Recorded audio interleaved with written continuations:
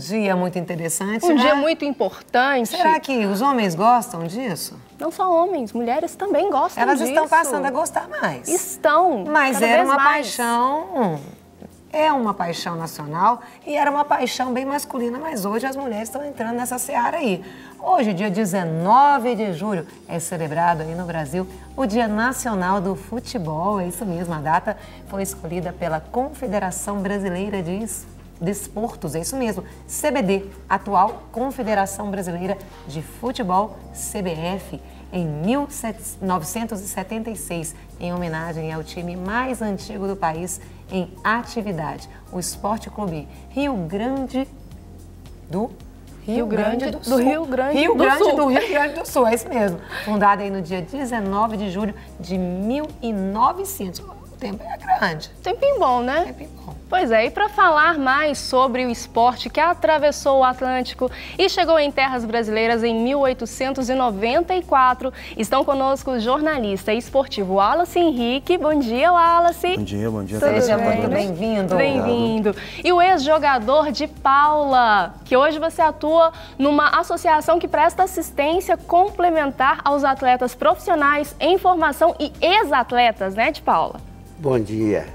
Vamos falar um pouquinho sobre isso também, né? Com prazer. Ai, Sejam muito bem-vindos. Obrigado. Que bom.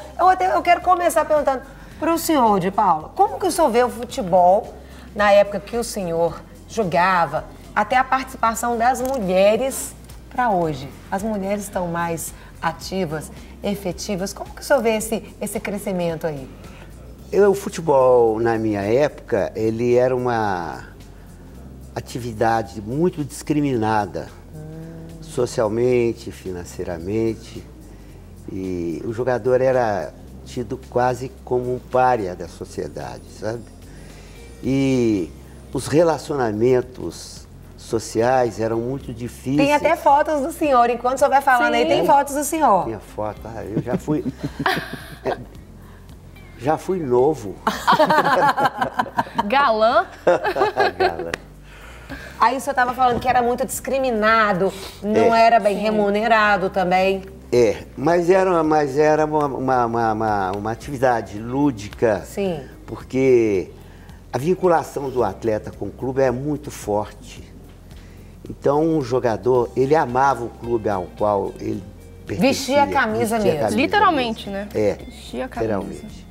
Isso é muito bacana. E aquela mania de beijar o escudo que os jogadores hoje fazem. Então, eles são muito polígamos, né? Sim. E cada dia estão amando o clube, né? Ah, entendi. Tinha uma fidelidade maior. Tinha uma fidelidade maior. E as mulheres participavam naquela época? Como era? Não. A participação das mulheres não eram... Era mínima, mínima.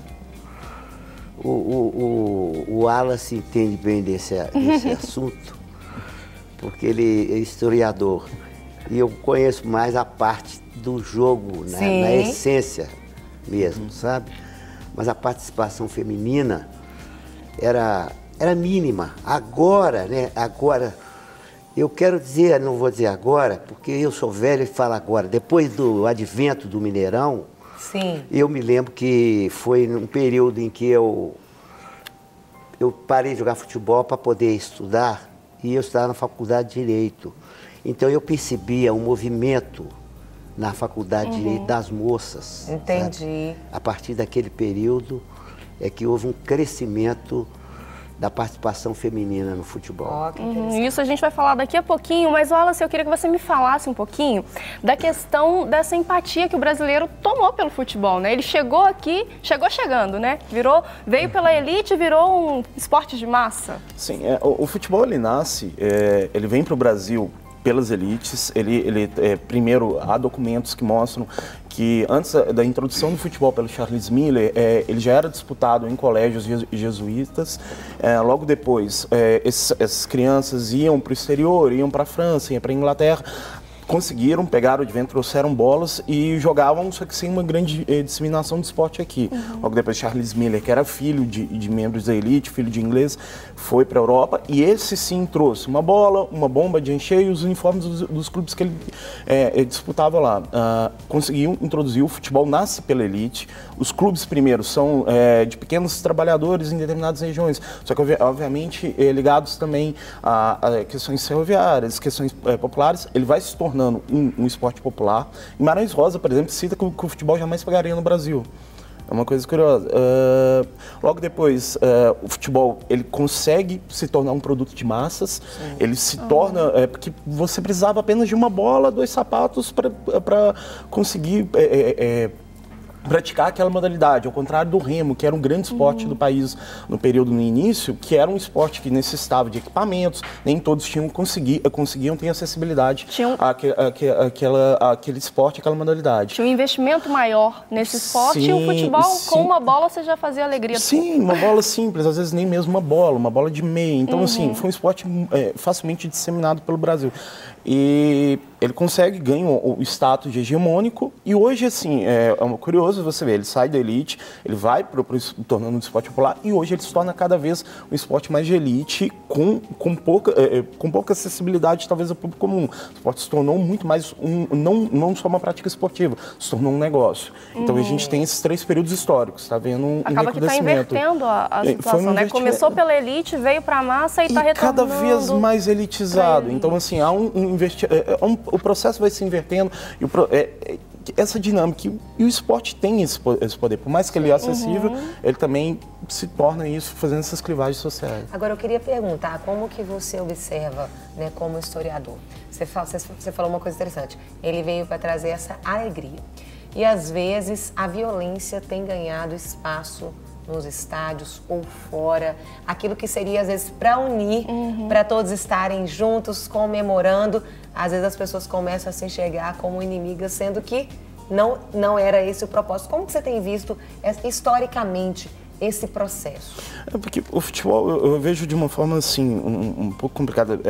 Primeiro que a gente tem estudos fenomenais do Maurício Murat, no Rio de Janeiro, que é um historiador que vê esse lado da violência. O que acontece no futebol, basicamente, é que no primeiro momento ele tende a dissipar, a aproximar os pares, tanto que você vê uma das cenas lindas, uma celebração de um gol, pessoas que nunca se conheceram se abraçam, confraternizam. Então você tem, no primeiro momento, a aproximação, porque a gente luta por um ideal, luta sim, a gente vai na arquibancada, solta a nossa voz. Há esse primeiro espaço que é da aproximação, logo depois das diferenças. Quem é o meu inimigo, meu oponente, ele se torna um inimigo, aquele narcisismo de pequenas diferenças. O meu clube é importante, existe o eu e o anti-eu no futebol. Isso se tornou, ele tem esses 2 poderes e são completamente paradoxais, tanto de aproximação quanto de dissipar esses lados. É muito curioso, o futebol, talvez por isso que ele seja tão apaixonante, ao mesmo tempo que ele estreita os laços, ele dissipa isso mesmo. E na sua época, Paulo, como que era essa questão? Eu quero fazer uma pequena discordância. Do Wallace. O futebol veio para cá com uma coisa lúdica. Agora, com o Charles Miller, ele foi introduzido como um esporte de competição. E essa questão que ele está falando, eu sou jogador de futebol, sou fundador da GAP, milito no esporte desde que eu nasci. O futebol não é esporte de elite, não. O esporte de elite hoje é tênis, sabe? Eu vi agora, eu moro perto do Minas Tênis, eu vi lá esses da Copa Davis, né? O futebol, eu não estou discordando, mas eu estou dizendo o seguinte, o futebol hoje congrega todo tipo de nuances sociais. Sim. E essa questão, por exemplo, que ele falou, de abraçar e tal, mas na hora que está abraçando, está comemorando a minha vitória também. Na hora que o meu colega faz o gol, aquilo ali representa também um sucesso meu, sabe? Claro. E hoje o futebol é um meio, sabe, de todo mundo que é desocupado ir lá, desculpa a expressão, beliscar um dinheirinho. Antigamente, diretor de futebol não ganhava, Hoje o jogador tem assessor de imprensa, hoje o jogador... Eu tenho coragem de falar porque eu fui advogado da GAP e eu que introduzi o direito esportivo em Minas Gerais. Sim. Mas essa questão da elitização do futebol não seria, talvez, pelo valor dos ingressos hoje? Eu falo assim, eu compreendo completamente o que o senhor diz e eu concordo absolutamente. O problema o que eu vejo é o seguinte, há um distanciamento porque nem todas as camadas conseguem ter acesso a determinados produtos. O produto eu falo até mesmo no bilhete para se frequentar no jogo. Hoje, cada vez mais, a lógica se inverte. Era um esporte extremamente popular que você conseguia ter o equipamento do seu time do coração. E hoje não. Ele se tornou muito mais, um produto muito inacessível. E eu compreendo completamente o que o senhor diz, que todas as classes estão unidas ali e as diferenças, para quem pratica, não existe diferença no esporte. Não importa cor, religião, fator social, nada. Tudo isso, o futebol ele tem esse poder de mobilização, de congregação. Só que quem é apenas o espectador está cada vez mais distante. Ele vem se tornando, é uma lógica completamente inversa, assim. Ela vem se invertendo aos poucos. Ela vai o esporte que antes era um fenômeno cultural, um fenômeno social, ele vem aos poucos se elitizando, cada vez se afastando mais dessas camadas menores. Vem fazendo uma clivagem mesmo. Não, o pessoal pobre adora futebol. Não ama, é óbvio, e sempre vai amar. Deixa eu dar assim, ele não tem todo só acesso. Quero fazer uma consideração. Eu sou um modesto advogado, aposentado, mas eu sou professor universitário e eu dou aula de sociologia.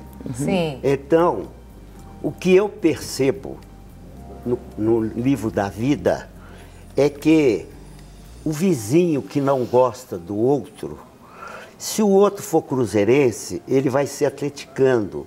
Então ele usa o futebol para insultar. Na hora que o time lá, adversário, leva um gol, ele dá um grito lá. Não, solta foguete, sabe? Para provocar o outro. Então, é muito comum, muito frequente esse tipo de transferência. Entendi. De transferência. O que seria para... O objetivo é para unir, para alegria. O que seria para poder todo mundo estar junto. Hoje, às vezes, as pessoas elas enxergam o outro como um inimigo, não é verdade? Para receber todas as novidades do canal, inscreva-se. E se curtir o vídeo, clique em gostei. Aproveite para acompanhar a Rede Super nas redes sociais.